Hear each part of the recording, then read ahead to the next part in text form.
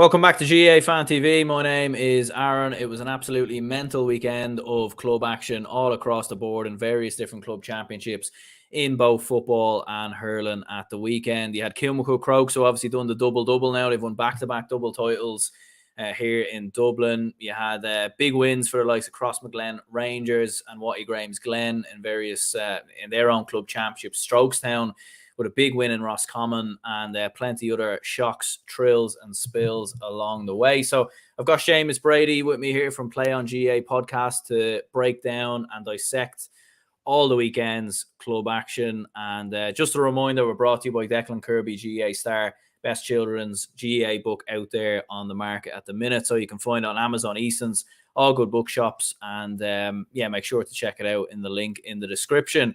Shay, how's things with you? I suppose another mad weekend of club action in the GAA. So much going on everywhere. Thanks for having me on again, Ryan. Glad to be back. Yeah, you're right. I mean, the amount of action. I mean, this week was a little bit more bearable than last week. I mean, last week there was literally 32 championships on at the same time. Pretty much, it was crazy. This week, a little bit, there were headlining games that you had to see, like the Dublin one, the Dublin hurling final in particular. How good last year's hurling final was between the two teams. We knew that was going to be a cracker straight away when it was, the two teams back in the final against each other again. The Clare final as well, Ballier, scooping up that title again.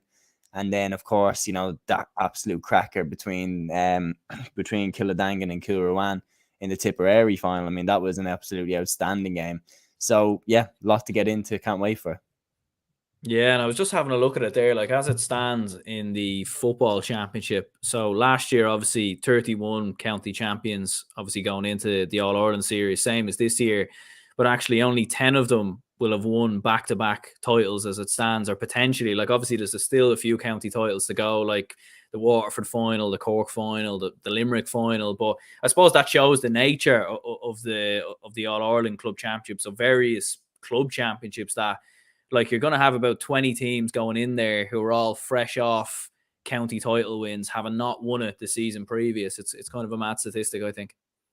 Oh yeah, that's the reason they call it the toughest after all. I mean, it's such a grueling journey to get through your county championship first, where the rivalries are so intense, and then you get through your provincial, where you're playing against champions, and then you get into the All-Ireland, where you're playing against the best club teams in the country. I mean, the journey to get there is, a battle every single step of the way. It's not like the inter-county season where teams like Dublin and Kerry sleepwalk through the provincial championships, and then, then they pay attention to the last 4 or the last 8 because they could get caught there, but they're not going to get caught in the province. Obviously, except for when Kerry got caught in 2020, but the club championship is a battle every single step of the way, and you take your eye off the ball for one step of it, you're out. We saw what happened to Mountbellew Moylock there, knocked out by Moycullen. Everyone was tipping Mountbellew Moylock to go and win the All-Ireland club title before they even got out of Galway, and that just shows the level of competition in every single county across the country. We've had, in the last 15, 20 years, we've had teams from Antrim win the All-Ireland club championship. Then the same in the hurling. Derry, Slough-Neil, running Ballygunner, so close in that semi-final. The quality is just so high in all the club championships across the country. And yeah, that's why it's the toughest. Yeah, and Jack did say here as well, wasn't expecting Mountbellew to bow out. And yeah, that was certainly one of the surprises, shocks. But I was chatting to a Galway man earlier, and he was saying it wasn't even that big of a shock. Like Moycullen were champions in 2020, and maybe have just gone under people's radar a little bit. Kind of everyone focused on Mountbellew, Moylock, and Corofin. But I suppose we'll start with some of the weekend's hurling action, and then we'll move on to football a little bit later. So in the Dublin Senior Hurling Championship final at Parnell Park, it was Kilmacud Crokes 20 points, Nafina 16 points. I suppose we were chatting a bit about it off air there. I mean, Nafina must be fed up of Kilmacud Crokes at this point, because last weekend they had so many great chances to win the game and couldn't even get extra time over. And then in this game, Crokes go down to 14 men. They're a point up. Nafina have multiple goal chances. They've a point that's wrongly ruled out from Sean Curry, I think it was. and Kilmacud Crokes go on and get the decisive scores at the end of the game. So what were your thoughts on this? I thought it was, if I was an Nafina fan or an Nafina club member, I'd be absolutely tearing my hair out looking at the game. Like, obviously being, from North Dublin, I would have wanted Nafina to win. They're, quite close to my own club, Whitehall. And it would have been nice. You would like to see a team that's local to you do well and go into the All-Ireland club. I'd love to see how they'd get on against the Clough-Ballacolla, against the Ballyhale Shamrocks going forward. And they really should have. I mean, the chances that they had were just absolutely bizarre. Sean Baxter getting through. That save by Eddie Gibbons was absolutely unbelievable. The way, he managed to get his left leg to it. I think Sean Baxter was put through by Donald Burke. And then he took the shot off his left. Eddie Gibbons got his left foot to it, put it up onto the crossbar and the post in the same time. And it's one of those things where, when you're watching it, you're like, when that doesn't go in, you just know that they're not going to win it. It's like watching Mayo win an All-Ireland final and 2 own goals go in the first 10 minutes. You're like, there's something freaky going on here that, they just can't get that crucial score. No matter what happens. Next thing, an alien spaceship is going to land on the goal line and stop the ball going in. It just was not lining up for them. Colin Curry hits the ball straight over the bar and the umpire immediately waves it wide. I mean, we'll get into that. That was an absolute bizarre decision. And then, of course, the chance then, I believe it was the wing-back, Dermot something, had that chance right at the end and he put it wide and it was like, oh, do you know what I mean? They had so many chances where they could potentially have snatched the game, particularly the one where John Tracy, the goalkeeper, would boom it down onto Eddie Gibbons. That, they could have gone anywhere. There was one where it bounced up and young Baxter was running in and he managed to volley it and it went just wide. There was chance after chance after chance. And particularly with Kilmacud Crokes having 14 men on the pitch, definitely Crokes dodged the bullet here. Yeah, absolutely. And there was Nafina in general, even in the opening 5 or 6 minutes, they were creating a lot of opportunities, a lot of chances, a few uncharacteristic wides, and even when they were chasing the game as well, Donald Burke, I felt was outstanding from a Nafina point of view. To score 11 points of your team's, of your team's tally, which obviously finished on 16, it shows just how well of a game he had. But even towards the end, 1 or 2 chances sort of fallen wide from him. As you were saying there, Jerry McClurkin gets that chance. Sean Baxter with a couple of opportunities as well. From an Nafina perspective, obviously with what happened last year, conceding that late goal from Ronan Hayes. And Ronan Hayes was actually very quiet. It looked like it was Conor McHugh maybe who was picking him up. And Hayes only scored a point off him. And they kept him completely quiet for the majority of the game. But yeah, from an Nafina perspective, they'll be scratching their heads. But from a Crokes perspective, Jesus, it must be some week in that club, to win the football in the way that they did, just about narrowly got over the line.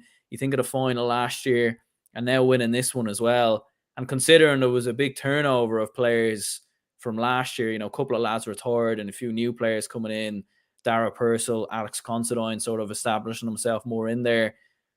Huge win for them, and Clough-Ballacolla awaits. Yeah, and last year, the defence was definitely built last year around Bill O'Carroll at centre back, and then this year it's Mark Rogan there at centre half back. I thought he was outstanding in this game. I thought he really anchored the defence really well. They've got Brian Sheehy there, a full back that I'm tipping him to be in the Dublin senior hurling team in the near future. I think he's outstanding. He's a big lad.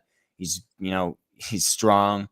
He's agile, he's quick, and he's a very tight defender. And I'm there thinking, Owen O'Donnell is such a good hurler in general that if Dublin managed to have a good full back there, you could almost move O'Donnell out to wing back or centre half back or midfield even.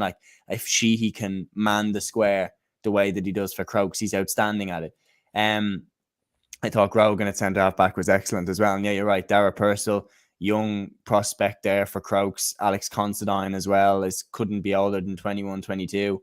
They've got a serious crop coming there. And that's definitely good because you're right. Hayes was held I've never really seen Ronan Hayes held like that for Kilmacud Crokes. Usually he's the absolute go-to. He's the talisman for them. But McHugh absolutely shut him down. Like, Conor McHugh was absolutely fantastic in this game. Like, I wonder if he's not getting a call up from Desi Fowler for the footballers. I wonder will Micheál Donoghue be giving him a call, because he looked outstanding in this game, particularly in the second half. He made a hook on Ronan Hayes at a crucial stage where it looked like Hayes was about to ping over a point, and McHugh made a brilliant hook.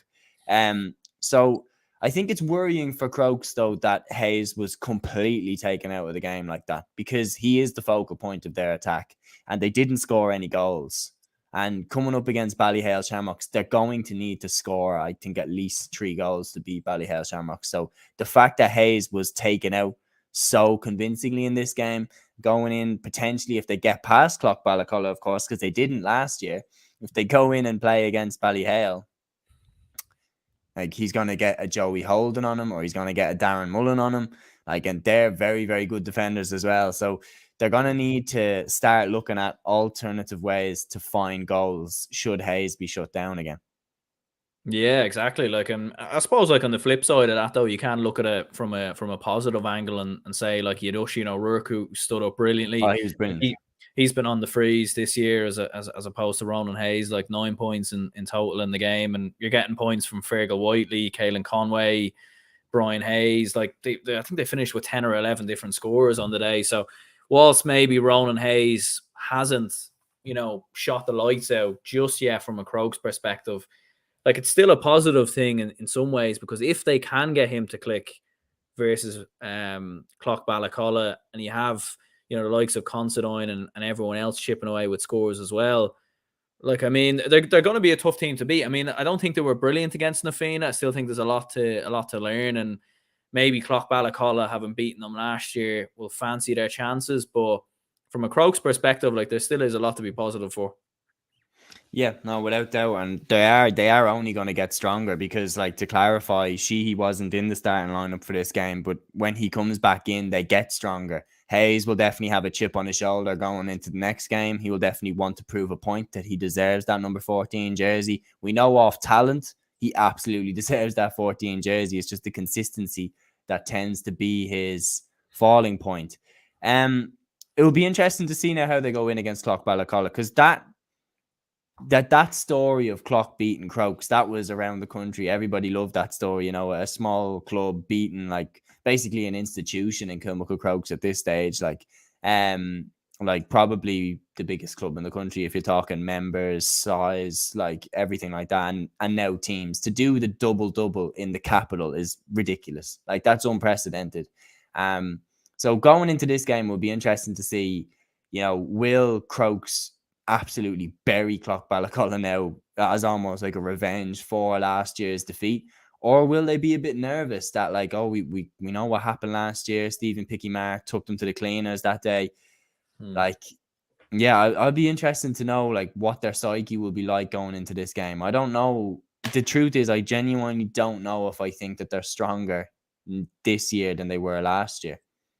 Yeah, I'm not sure either, like, because I think, like, Na Fianna played a lot better last year in the final, and Crokes obviously came back and won it. And I think Crokes, generally, as you said, like, I think they looked a lot better last year as well. And it's a strange one with Crokes. Like, they had some big performances against Ballybowden, big win in there, obviously, and in the semi-finals, looked very good in doing so. But in this final, whilst there is a lot of things to be positive for, like, they definitely do have a lot to work on. And, like, I think it would be ridiculous at this moment in time to say that they could beat a Ballyhale Shamrocks or anything of that nature. No, I think they're short of Ballyhale Shamrocks, and I'm not trying to say that in a disrespectful way. Like, I just think Ballyhale and Ballygunner, I think that they're, like, isolated at the top. You could make cases for the likes of Napiershig from Limerick, but, like, I do believe that, look, Ballyhale, they could have an off day. I mean, they nearly got caught last year before they got to the Leinster final. They were taking extra time. I know they were taking extra time. I believe it was in the semi-final. And that caused a lot of speculation about could Clough-Ballacolla actually turn them over in the final. Definitely did not happen that way. But yeah, Crokes, for me, last year's game had more quality in it. Last year's game there was more fantastic scores, and the way that Crokes battled back into that game, they really bit down on the gum shield. They were like, no, we're not losing this game. even though Ronan Hayes, you remember that day, Ronan Hayes missed the penalty, what felt really significant that he'd missed that penalty. And then he was like, no, I'm not having that. And then he, turns into prime Ronaldo for the last 5 minutes and sticks 2 goals away. I mean, like that type of determination, tenacity that Crokes had, that O'Rourke found that goal and then Hayes found that goal in the last minute. Like, they just would not die. They would not give up. They showed a lot of composure in the last few minutes of this game. Like, they took their scores really well when the Fianna were panicking when they were getting the chance to shoot and missing chances that they would normally convert. I thought Crokes held their nerve really, really well, and they struck over the points at key stages. They just need to hold that mentality for Clough Ballacolla, because Clough will not make it easy for them. Like, Clough will be really confident that they can do it again. So there will be a stage when Crokes need to hold firm, keep the mentality strong. And this year, I think that they can do it. I think that they can beat Clough Ballacolla, but I actually don't think that they are where they were last year. Yeah, and obviously they do have a lot of young players coming through, so that, maybe even winning the county title, maybe they slightly overachieved this year. But obviously we'll have to wait and see going up against Clough Ballacolla. Like, hopefully that game's on TV or streamed somewhere. I think it'll be a very, very entertaining game. And speaking of it, I genuinely thought going into this, just the last thing, I genuinely thought on paper, I genuinely looked at it and I said, Na Fianna have the better team. Like, I fully thought Na Fianna had the better team. They've got, like, you got Donald Burke there. You've got Conor McHugh there, fullback. You got Liam Rush at centre half back. You've got the Kerry brothers. I was looking at this thinking, Na Fianna have a better team than Crokes. So, like, the fact that Crokes did manage to get the job done did kind of surprise me. I would have tipped Na Fianna to win this, especially after beating Coola. I was thinking, wow, like they've really impressed me there. The way that they beat Coola and everything, I would have tipped them to actually go and win it, and they should have. They should have won it. Like, they should have at least tucked one of those goal chances away. If Colin Curry's point had been given, maybe it would have changed the momentum of the game. Maybe Crokes might have jittered with the puck out, and Na Fianna might have gone ahead at that stage. But if buts, maybes, Crokes did well to get the victory, and it'll be interesting to see how they do now. Yeah, like they only had 4 different scores in the Fianna as well. Like, whilst Donald Burke was outstanding, like, I mean, probably didn't get enough from the Currys in some way. Like Andrew Jameson Murphy, who hit 4 points, like he gave a great display, in fairness. But yeah, as you mentioned there, like, it was a crazy decision with the umpire as well. Like, I mean, I don't know how they didn't manage to give that point, but I suppose in the end, some would say it didn't matter. But it kind of was a bit of a mad decision. In the Tipperary hurling final, it was Kilrowan, McDonough's 218, Killadangan 121. Cracking game of hurling. Like, I was watching the Derry football final, so I kind of only caught like the last 20 minutes of this, but even the last 20 minutes probably painted a big story of the game, because it was goals flying in left, right, and centre. Like, Kilrowan were leading by a point in injury time, then Killadangan pulled it back and they were leading by a point in injury time. Then Kilrowan get the late equaliser through Willie Cleary. Mental game, and it tends to be that way in the Tipperary hurling finals. Like, they're very rarely short of drama. I think last year's final went to a replay as well. So more and more drama in the Tipperary hurling championship final once again. Yeah, they're all so evenly matched. I mean, like, I really loved watching the Tipperary games that were shown on RTE, like the games between Drum and Inch, Turles Sarsfields. Like, they were just such high quality games. I really thought Brian McLaughlin had clinched the victory there for Killadangan. I really did. Especially the way that they'd switched it around. As you mentioned, Kilruan were ahead, Killadangan pulled them back and then go ahead themselves, almost like as if they doubled the momentum back on Kilruan. So for Cleary to slot over an equaliser, for him to hold his nerve like that and send the game to a replay, I think that replay is going to be an absolute cracker. And I think everyone in Tipperary, and not just Tipperary, but outside Tipperary, will be tuning in to watch that game, because the quality on show was like absolutely outstanding. I mean, you're talking the likes of Barry Hogan there in nets for Killadangan, scores Brian McLaughlin 10 points, Willie Cleary 10 points, Jerome Cahill with 2 goals. Like, the standard was really, really high. And yeah, the replay, I imagine, is going to be more of the same. Yeah, absolutely. Like, and you think back even to Killadangan scoring that like last minute goal 2 years ago in that final in 2020, and some of the drama last year as well. Yeah, so that was crazy. That was the one where it was like, how has that gone into the net? Like, Yeah, and I think Lockmore might have got a late goal, and then I think Killadangan went down the other end and got a late goal. Like, it was something mental like that. And then obviously Lockmore the next year get a couple of late goals himself in both football and hurling. Like, so like for Tipperary, like they've got to be on the TV somewhere anyway, especially for that final. Oh yeah, hopefully, like even if a TG Car or something picks them up, like everyone will watch that game. Just the quality was so high. I forgot to mention as well, Paul Flynn hitting 1-4 from play, hugely impressive. And obviously there you've got Liam Cahill coming in. He's going to be looking at these lads now. They're in the county final. To hit 1-4 in the county final, I mean, don't really know if there's much better ways you can throw your hand up to be maybe selected. Yeah, absolutely. And in the Clare hurling final, then it was another game that wasn't short of drama. So Ballier back on top once again in Clare. They win 214 to 116 over Éire Óg Ennis. And incredibly enough, like they were 3 points down going into the final couple of minutes, like going into the 58th minute. They hit 4 points without reply, 3 of which in injury time. Tony Kelly getting himself a point from a 65. Cathal O'Connor and Niall Daisy getting on the score sheet as well. So incredible nerves of steel there from Ballier. Like I think they'd had a 10 or 15 minute drought going into the final couple of minutes without a score, and then they hit 4 without reply to turn over Éire Óg Ennis. I mean, Ballier made a steal, and Tony Kelly once again delivering, whether he's with Ballier or Clare, he's the man that everyone's talking about.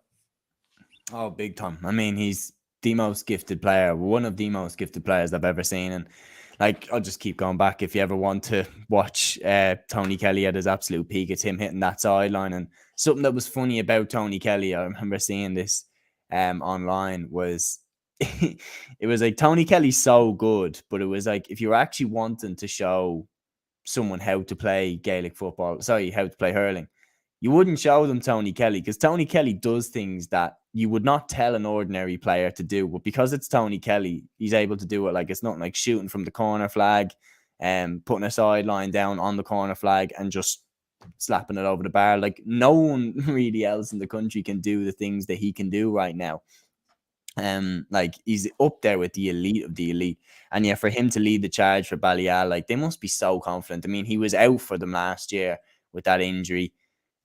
He's back full fitness now, and he looks brilliant. And not only that, but him being there just opens the door for the likes of Niall Dacey, the likes of Aaron Griffin, the likes of Cathal O'Connor to break free and you know, to not be kind of constantly tracked.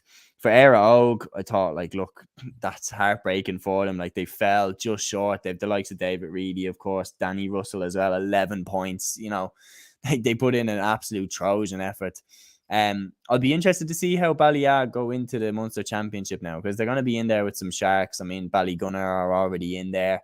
Like, it's going to be really, really interesting. Especially, I would find it very interesting if either Kilmallock or Napier should come out of Limerick. Like, that could be really one to watch.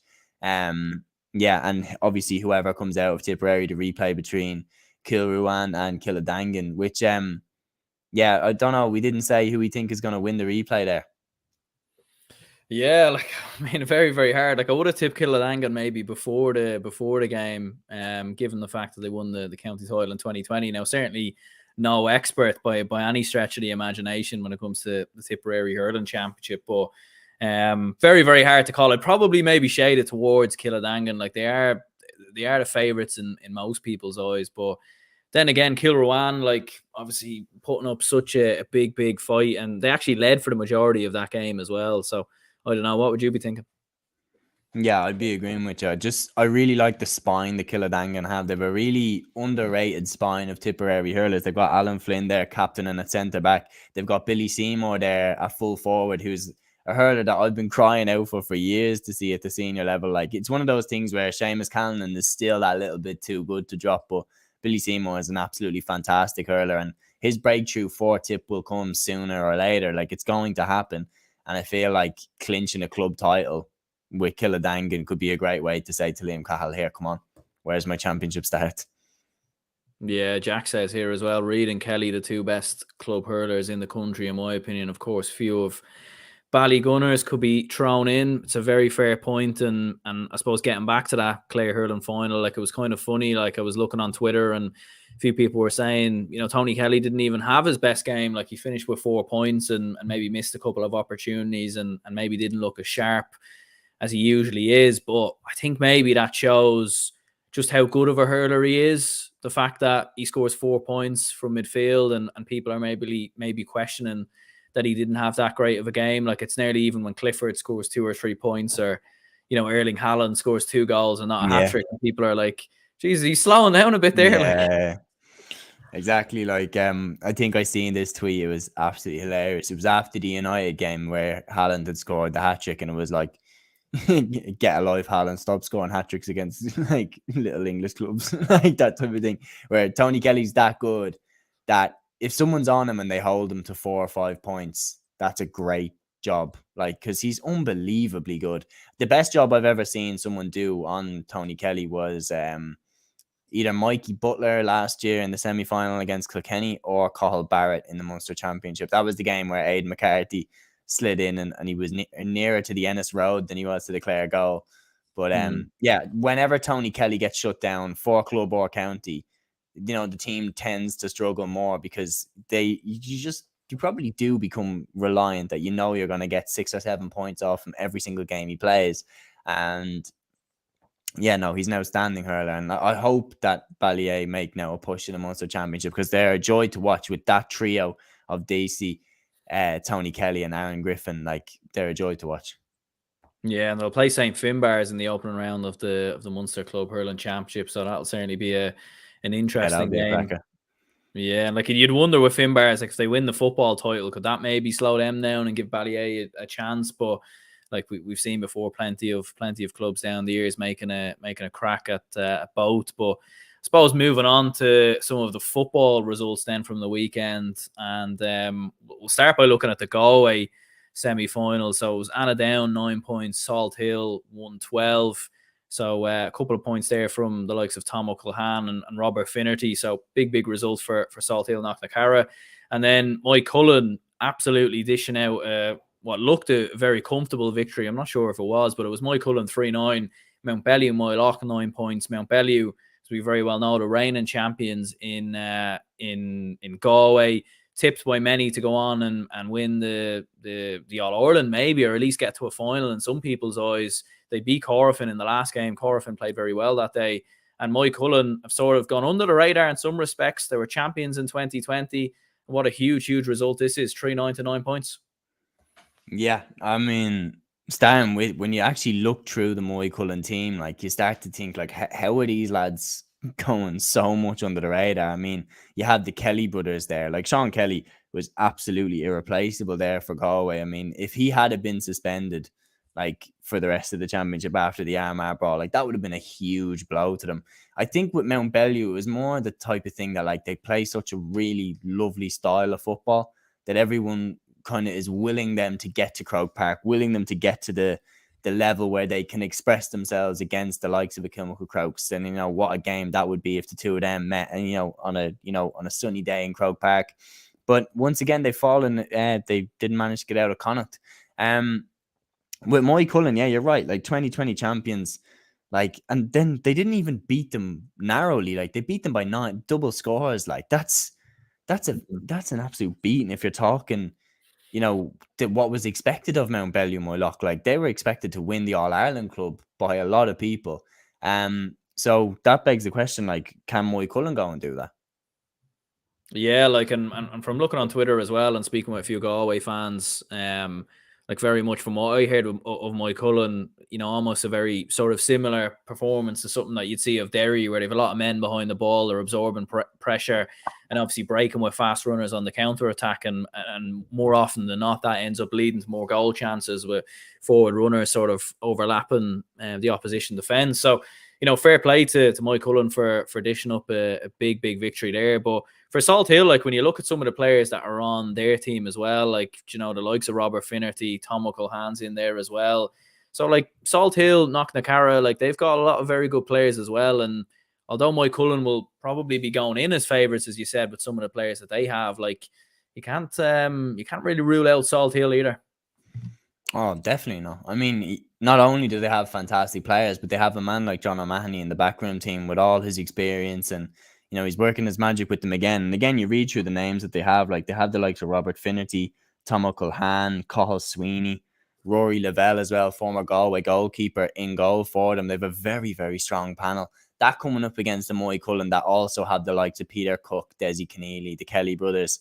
Like, that's going to be one hell of a game between them two. Like, and I don't actually know who I'd tip to win it, because obviously I'm leaning a little bit towards Moycullen based off the fact that, you know, they have the pedigree, they won it in 2020, and now they've taken out the team that everyone thought was going to win it. So, like, yeah, I would be leaning a little bit towards Moycullen, but I definitely wouldn't say it's a sure thing. I mean, Salthill are coming in with, you know, two forwards in Robert Finnerty and Tom O'Culhan that would pretty much walk into any club side in the country. So, like, it's going to be one hell of a game.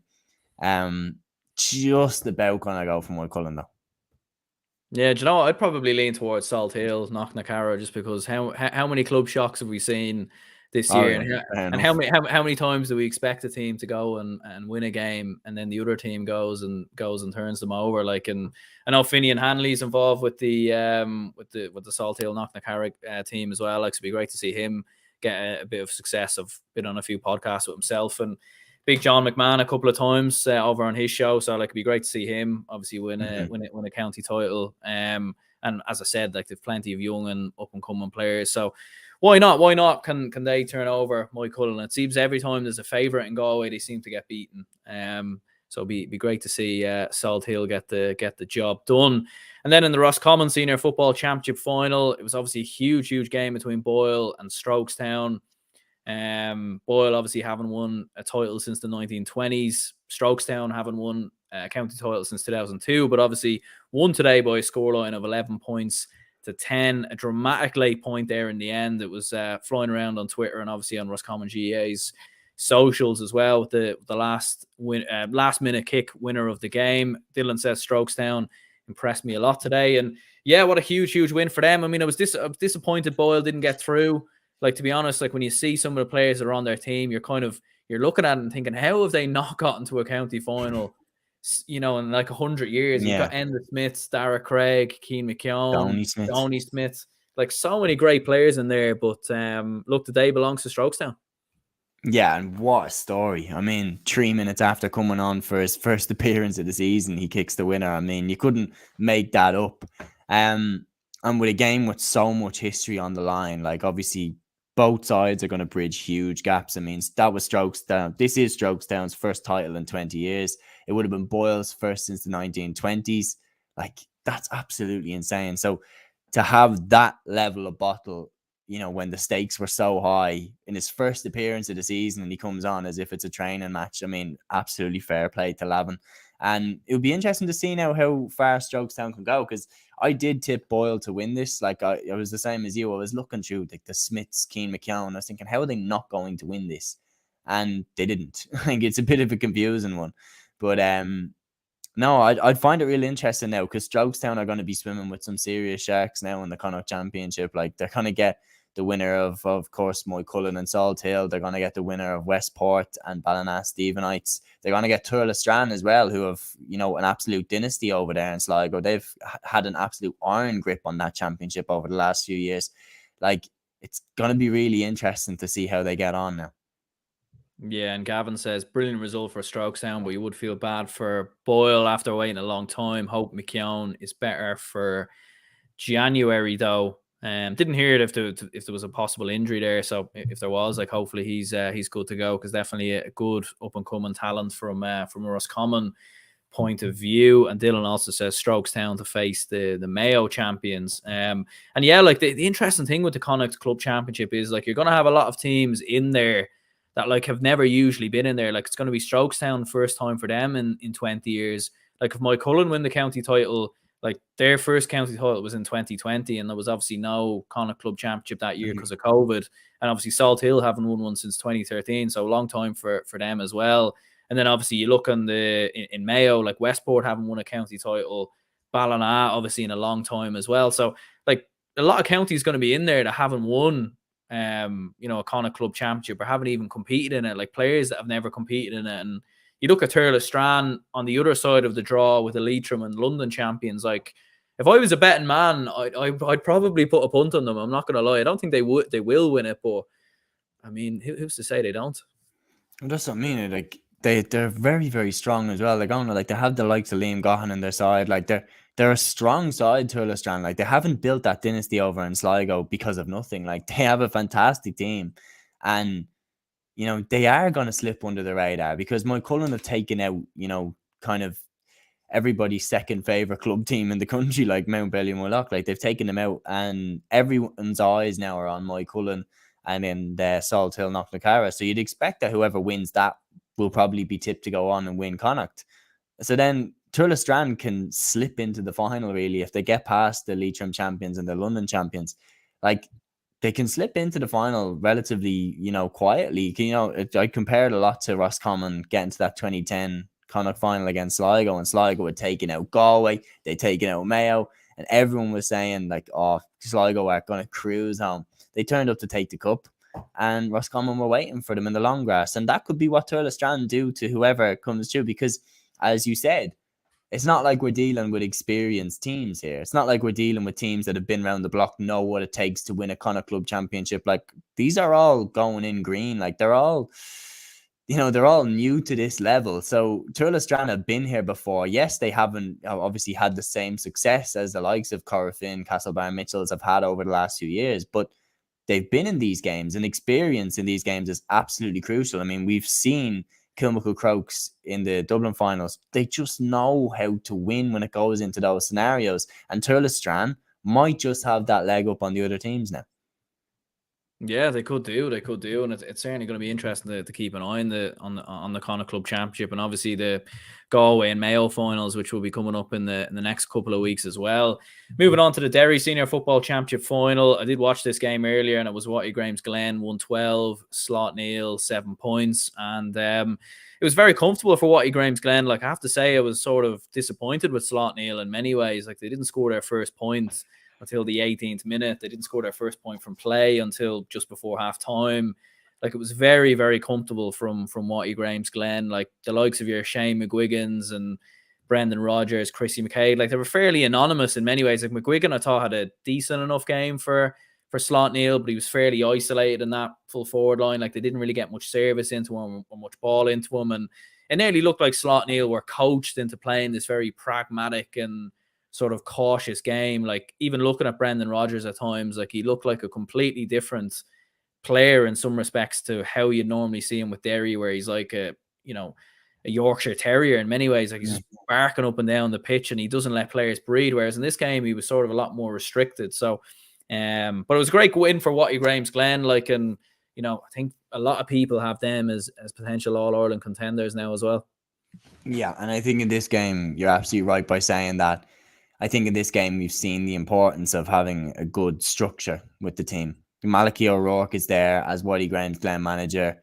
We all know how good he is. I mean, he got Monaghan into that. Like when we think about that Monaghan team, the best year that they had, 2018 for me. I don't know if it's the same for you, but that was the year that they got to the semi-final against Tyrone. They should have probably won that game, and they should have made an All-Ireland final. But that year under Malachy O'Rourke, they were outstanding. Conor McManus was absolutely outrageous that year. That was the year that he kicked the point from literally the sideline against Tyrone in the Ulster Championship. Like, it was one of the things that he's such a good operator, and he squeezed the absolute best out of that Monaghan team. Like, he got them all clicking, working, singing off the same hymn sheet, and he's done the exact same at Wattygramesglen. You're absolutely right. I thought Stock Neil looked very pragmatic. They looked like they were relying on Shane McGuigan to do too much by himself. Not really great service going into him. It was one of those types of things where, you know, almost because he is so good, let's let him do it all on his own type thing. Like, no, tee it up for him to finish it off. And he's one of the best finishers in the country. But, like, I thought, particularly around the middle as well, like that base that Wattygramesglen have with Conor Glass, and then when Emmett Bradley's with him, like that's, in my opinion, that's the best midfield pairing out of any club team left in the All-Ireland Club Championship, Conor Glass and Emmett Bradley. Like, I don't think you're going to find a better one. Like, that literally is Derry's first. I know that they were playing Niall Tona there throughout the Ulster Championship, but Emmett Bradley kept coming on all the time. Like, that's pretty much Derry's midfield pairing. So, like, I was disappointed with how easy it was for Glen. I was expecting an absolute Titanic battle. I was like, you're reading the names and you're like, this is 80% of the Derry team. like it was literally the level of talent on show was unbelievable. And Waddy Graham's Glen put them away comfortably. And I was saying that maybe the fact that they're in the hurling, it was their eye taken off the ball a little bit, where Waddy Graham's Glen's so focused on the football and Slough-Neil are kind of trying to chase two rabbits at the same time type thing. With, Brendan Rodgers, playing like players like that, playing both at the same time. Maybe did they take their eye off the ball a bit, but the way that Glen did that so well, I just think they're a dangerous matchup for anyone now in the championship. And I look at like a team like Kilcoo, that I just think Kilcoo are way more vulnerable this year than they were last year. And I think like a team like Waddy Graham's Glen, if they get the bit between their teeth now going into Ulster Championship, I think they're a match for anyone right now.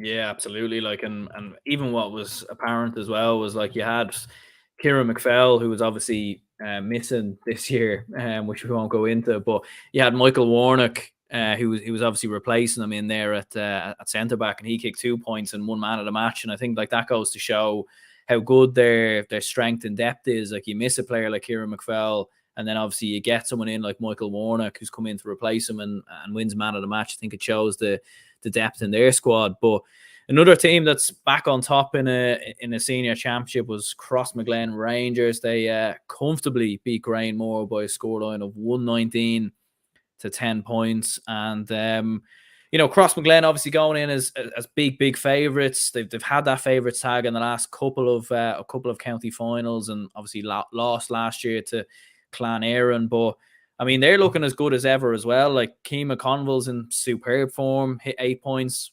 Just looking at the Scorbio app here. Rian O'Neill with 4 points as well.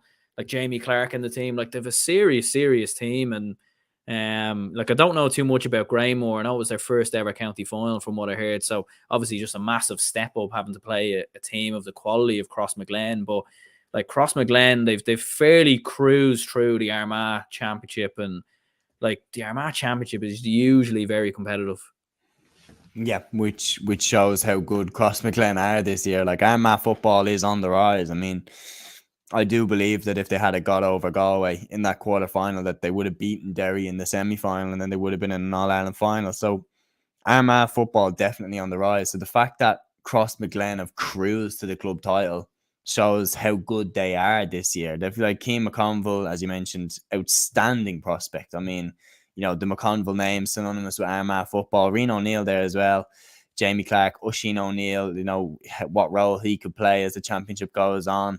Like they're stacked with talents, Crossmaglen are, and obviously the heritage. I mean, the swagger that Crossmaglen have when they get going, like they do believe in themselves a lot. Like and like obviously the history there of winning things with the Kernans, but down through the years, like they believe in themselves, and I feel like they'll fear no one going into the Ulster Championship. And my early prediction for the two teams I thought were most likely to win the Ulster Championship, Club Championship, I said the Glen and Crossmaglen Rangers. I think it's between them two. I think they both have the most momentum. I think they both seem different this year. They seem like different animals. They seem like it's clicked. Like they know what they're about this year.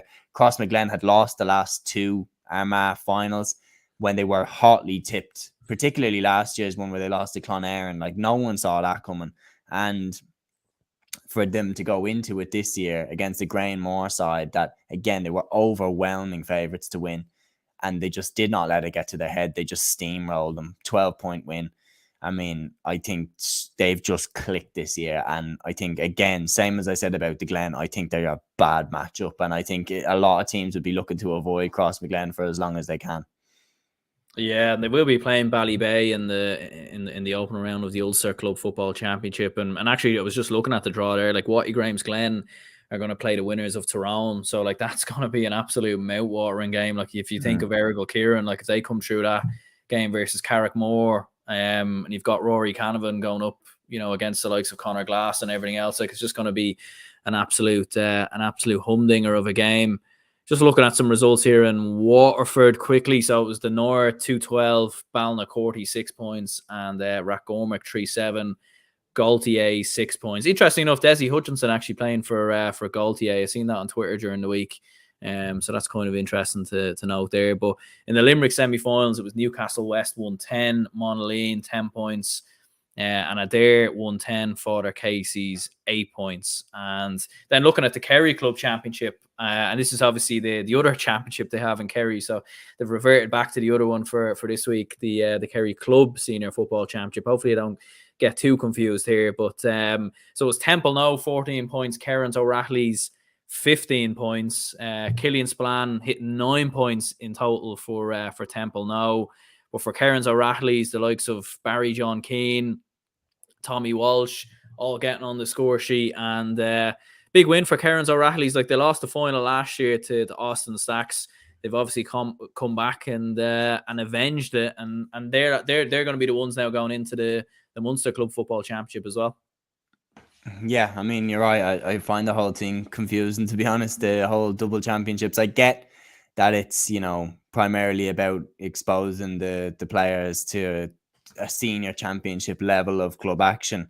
But it does get confusing to cover sometimes. But Kerrins O'Rahilly's, it's more the mindset for them. They're going into this game now. We're going into the Munster Championship. Like, will they feel like Kerry champions going into it? That's the only thing that I'd point out. Like, because they did get knocked out of a club championship. Now, I know that they got knocked out by an amalgamation of like probably the best players that Kerry have. But like, how will their mindset be? That's what I'm saying. Because every club, as you mentioned, are coming out of their county championships as champions. Like, they were not beaten by anybody in their county going into it. And I just wonder how their mindset will be. Yeah, it's interesting because like there seems to be very little coverage of the final. Like, didn't really seem to be much hype about it. Like, something tells me there's going to be more hype for the county final, which I can understand, because maybe some of the players that are on show and in the likes of your David Cliffords and everything else for East Kerry. East Kerry are the Harlem Globetrotters. Like, they have an absolutely outrageous team. Like Paul Murphy and just James O'Donoghue there, just casually like a footballer of the year there. Oh yeah, and him. Paul O'Shea coming off the bench, Donald O'Sullivan coming off the bench, like like an inter-county team they have. I think they're going to steamroll Mid Kerry. Like, I think Mid Kerry could put it up to them for stages, but I think if East Kerry get going, like, that forward line is like outrageously good. Yeah, like, and they haven't even probably hit top gear yet as well, which is the funny thing. Like, they've probably relied on late points and sort of their quality players to see them through. But if they do click in that final, like, it could look very bad for Mid Kerry and it could look very good for East Kerry. But yeah, like, I kind of didn't really know about the Kerry Club Senior Football Championship final on this weekend until earlier this morning. So would have been nicer to sort of hear a bit more coverage on it and all the rest. But I suppose another game in Kerry that a lot of people were talking about, and a few comments obviously coming in here about it, Kenmare Shamrocks getting a big result against Austin Stacks, 311 to 115. Austin Stacks last year, the county champions and the club champions, so they done the double. And as Shane says here, club and county championship double winners last year. Austin Stacks relegated to intermediate football. A Sean O'Shea masterclass keeping Kenmare in senior football. And I've seen some of Sean O'Shea's points as well, like just the usual sort of brilliance from him. But yeah, that's madness. I mean, I'm not even too sure how that works. Like, how did Austin Stacks end up in a relegation battle? But they're relegated to intermediate. That's kind of crazy. Yeah, that's the point. When I was saying it's confusing, I don't really know how it got that drastically bad. Like, I swear 1 second they were in the Kerry quarterfinals trying to defend their title, and now they're relegated. Like, what? Yeah. How did it get to this real quick? It went 100-0 real quick. Damn right, it's a rootless championship. Like, I mean, Stags like were on top of the world this time last year. Like, now they're relegated. Like, it doesn't really add up. But look, like, they still have the likes of obviously Dylan Casey, Donaghy's still doing the business there for them. But I think Kenmare Shamrocks have one of the best players in the country. Like, Sean O'Shea is outrageously good, and obviously led them there. I don't know if Stephen O'Brien played in this game, but like if they had him as well, like that's a dynamic duo right there, and like that makes him a real threat. And I do think that, look, the more that O'Shea grows and like the better and better that he gets, I do feel like there is a county championship there for Kenmare if they play it right and if they manage it right. Yeah, like I mean, they've shown year on year progression over the last couple of years, and obviously the better Sean O'Shea gets, like the more they will improve. And you know, like they were very close to beating East Kerry. I felt that day, like, you know, maybe just a little bit more quality in the final third might have seen them through. Dylan says Stephen O'Brien was playing, but from an Austin Stacks point of view, like it will be disappointing. And like there was a Kerry fan who sort of messaged me earlier on Instagram just saying, you know, like we've a lot of injuries and everything else, and decisions went against them, and the kind of usual crack. But in fairness, like for Austin Stacks, maybe it'll have a bit of a run at intermediate level. Maybe Kieran Donaghy might get his swan song at 56 years of age. I don't know. He'll still be playing basketball in the wheelchair, Donaghy will. He'll be squashing rumors that he's going to manage Sligo or something like that. That was mental, actually. Like talk about that, like that rumor that he was going to take over, wasn't it? It was Roscommon. Roscommon, yeah. Like, and then absolutely no basis of it. Like that's pretty scary, to be honest. Yeah, I think it was just shared around in a couple of WhatsApp groups, and then the Connacht Telegraph just ran with it, and then everyone else kind of ran with it, and then quickly just had to delete all their posts and everything very, very quickly. Like that was probably whoops. Like like I didn't post anything on our Instagram or Twitter, but like I think I was going to get around. I was obviously going to look more into it and like read a few articles and see was it legit, but like then obviously I seen the tweet come out and I was like, never mind, I've got my answer. It's bizarre how it got so far. Yeah, no, it was fairly crazy. But one thing we do know anyway is that he will be sticking with Armagh next year anyways, and I'm sure we'll see him lining out for Austin Stacks maybe in the Kerry Intermediate Football Championship. But I still think they'll be in the County Championship, and if they win that, they could go into the Senior Championship. So like the way if the junior F champions win by 6 points, they get to play in the senior final. So like it's mental. Like they're all linking and all. So you're relegated in this, but you're up in this. It's mad. Like I don't know. I just don't know how people cover it. Like it's mad. Yeah, or maybe they'll get amalgamated into like one of the East Kerry or one of the divisional games. Yeah, it's going. I'm not too 100% sure, but I feel like now, obviously I'm not, I don't know everything, but from what I can see, it's like the big towns that kind of get left on their own, like your Dingles, like Dr. Croaks, obviously in Killarney, and then like the East Kerry tends to be like more countryside clubs, like small clubs, put together. But like those clubs are ridiculous when you've got a club like Fossa that weren't the biggest until they just produced the two Cliffords. Like that was outrageous. Yeah, that's right. Actually, Dylan Duff saying that about Joe O'Connor. Like he's a massive player for Austin Stacks, and the fact that he wasn't, 100% for them, like that was a massive blow to them. And him coming back next year in intermediate, like that will give them a massive boost. And maybe if they're playing in the senior county championship, like they'll be able to make a better push for it. Yeah, and Dylan and Shane also said here as well, Stacks will play with St. Brendan's Board next year in the county championship, who they actually beat in the final last year. So that's kind of mad. But imagine if Dublin did that. Like imagine if next year, Kilmacud Croaks were amalgamating with Na Fianna. Yeah.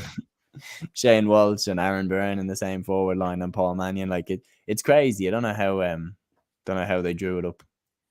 Yeah, I suppose it's one of them things. Like if you're from Kerry, you're probably very used to it. It's always been that way, and you know all the ins and outs and everything else about it. Like, but I suppose just when you're not from the county and you're kind of trying to see the details and everything else, like it definitely can be quite confusing at the best of time. But I suppose before we finish up, we'll just run through some of the Leinster Club Senior Football Championship games at the weekend. So Palatine beat St. Patrick's. So Palatine of Carlow 2-14, and St. Patrick's of Wicklow 8 points, and then RD St. Mary's of Louth 3-7, Comkill of Longford 1-7, and then Castletown of Wexford 10 points, Port Arlington of Laois 1-11. Interesting enough, Port Arlington, who I was seeing there on Score BO, so I think they were a point down going into the final couple of minutes. They 2 points, a goal, and 2 red cards in the final couple of minutes. So quite an eventful finish there for Port Arlington. Yeah, I mean, they definitely made it harder for themselves than I thought they would. Like I thought that Castletown, look, beating Shalmaliers in the Wexford final was a fantastic achievement. But once they got Port Arlington, I was thinking, okay, this is where the fun ends. This is where the journey ends. And like, obviously, it has turned out to be the case, but Port Arlington definitely made it more interesting than I think a lot of people thought it was going to be. Like Port Arlington have a very, very good side. Like they have a very good team. I feel like they're not as reliant on individuals as other club teams are. They've got the likes of Robbie Piggott, they've got the likes of Jake Foster, but I feel like the Murphys are really good players up there, like Colin Murphy. And like I feel like they ran Kilmacud a lot closer than people give them credit for last year. Like they were right there neck and neck with them for long periods of that game. And obviously 3 in a row Laois champions, like that can't be looked down on. And yeah, they built a really solid base there in Laois, and I feel like they're gaining in confidence. And obviously, you know, last time that they played Crokes had Paul Mannion. Maybe, you know, Robbie Piggott, like because they're gonna put Robbie Piggott straight onto Shane Walsh. So like they'll have more of a plan this year for how they're gonna go about them. And obviously the experience of getting so close to them last year, that'll be invaluable to them, and it would be fascinating to see how far they can go.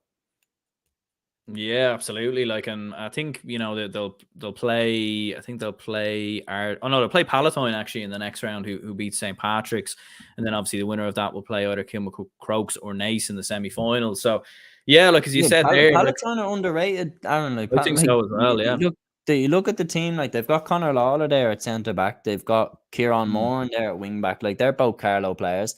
Then they've got Crowley in the forwards. Yeah, like they've got a tidy little outfit, and like going into it, they've got nothing to lose, and they swept Patrick's aside with kind of minimum fuss. And Patrick's obviously Wicklow champions; they're riding the crest of a wave, and you know Palatine just kind of put them away in a way that Port Arlington didn't put away.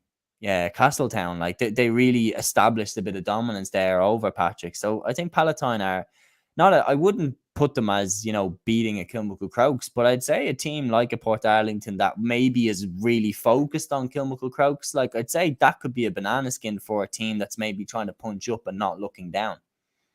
Yeah, like I mean, and absolutely, like I think, yeah, like when you look at the performances of Palatine in particular in that game, like I mean, to brush St. Patrick's aside as comfortably as they did, like it was very, very one-sided. And I know a lot of people on Twitter were maybe saying, oh, the standard in Wicklow football isn't great, and St. Patrick's this and Wicklow this and Wicklow that. You know, the likes of Stephen Poacher and I think Evan McKenna and a few other lads kind of just going mad about Wicklow football and saying Oisin McConville is more in his hands. Like I did think it was a bit harsh, to be fair, on St. Patrick's. Wicklow were playing in Division 3 this year when Carlow were in Division 4. Like I don't really know. Yeah. It's not like Carlow were miles better than Wicklow. Like if they played each other, like you'd almost be you'd be tipping that to be a really tight game. And there was no county players in that St. Patrick. Like Dean Healy, maybe I think is one. He was a name that I recognised, but there was no other real. There was no other real like recognized sort of county players. So yeah, no, I found that a little bit harsh, to be honest. Yeah, no, I feel like just kind of Neela trying to strip away a bit of the shine off it. I don't know, Poacher, maybe ex-Carlow assistant manager, maybe doesn't like the shine the Palatine are getting, but I don't know. Like I don't know why he'd come out and say start trashing Wicklow football. Like they're champions. Like need to stop trying to degrade their achievements, stop trying to, you know, belittle it. Like they're worthy county champions, like, and they put in a good account of themselves at stages against Palatine. They just came up against a very, very good Palatine team. Absolutely, yeah. And just getting back here, interesting enough, Shane, kind of agreeing with what you were saying earlier. As a Kerry man, it's a disgrace of a system. Cairns O'Rahilly's, who got knocked out of the county championship in the group stage, will represent Kerry in the Munster Club Championship. So that's just going back to obviously when we were speaking about the Kerry Club Championship. So yeah, I mean, it is a very, very confusing scenario in many ways. And maybe the team who gets furthest in the county championship should represent them. Like maybe Dingle should represent Yeah, them. like I would have looked at it and said Dingle definitely. Like they were, Paul Murphy hit that absolutely outrageous point to beat Dingle, like, and that was, against the Harlem Globetrotters. They fell short by just a point. And you look at the form of the likes of Paul Gainey, Tom O'Sullivan, like Dingle would have been going into the Munster Championship full of confidence, and they would have been a serious match for Finbars, for potentially a Newcastle West if they come out of Limerick again. Like, it doesn't really make sense to me. But yeah, that's a good show actually. They're Downs and Westmeath. Like they took out St. Lomans, who had John Heslin, Ronan O'Toole, Sam McCartan. Like the Downs are a serious side there. Obviously, they have the Luke Loughlin, who is an outstanding forward. Like, and they're a dark horse as well. Absolutely, yeah. Well, I suppose before we finish up, what was your club moment of the week? Any standout moments from yourself or from what you've seen?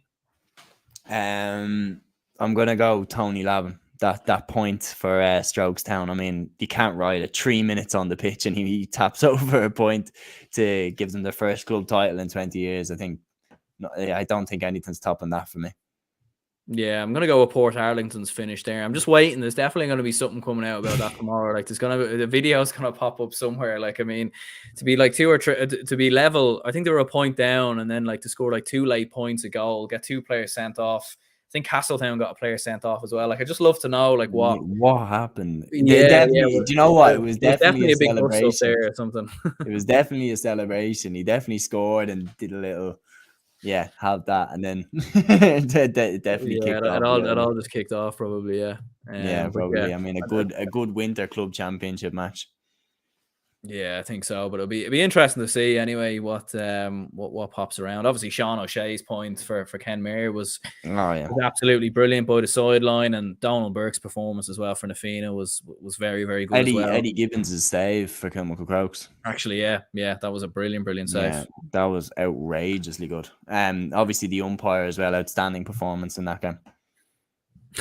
yeah. I think he'd be getting called up now. Maybe Dublin Kerry All Ireland final. He can be the umpire. Yeah, in favour of the left corner forward. Yeah, just wave that wide when Sean O'Shea kicks that free next time. Yeah. Like the poor referees and umpires. I mean, we're the ref obviously all in favour. Yeah, we're obviously all in favour of there being no like mad incidents or anything like that. But yeah, I just don't know how you can get decisions like that wrong. Oh no, like it was so obviously over the bar. Because remember, I said it to you off air before we started that shot by Colin Curry was that's bread and butter to him. And when the umpire waved it wide, I was like, what? Like he missed. Yeah. Like and the umpire waved it so confidently that it was wide. Yeah, it was like he knew. It was like replay. I was like, hang on, that kind of looks like it's over the bar. Yeah, no, it was bizarre. It was bizarre, but sure, look, I'm sure we'll get some crazy decisions in the next couple of weeks. Hopefully not, to be honest. Hopefully we can just, like kind of just everything can kind of be a bit more normal. But we'll obviously have to wait and see what happens. But Shay, yeah, cheers for coming on, much appreciated. Make sure to check out Play on GAA when people get a chance. Obviously, I'm sure you'll be doing your own club show over there as well over the next few days. So make sure for people to go and check that out. And if people could hit the like button and subscribe, be very much appreciated. And cheers, Shay, for coming on. Not a bother, Aaron. Thanks for having me on again.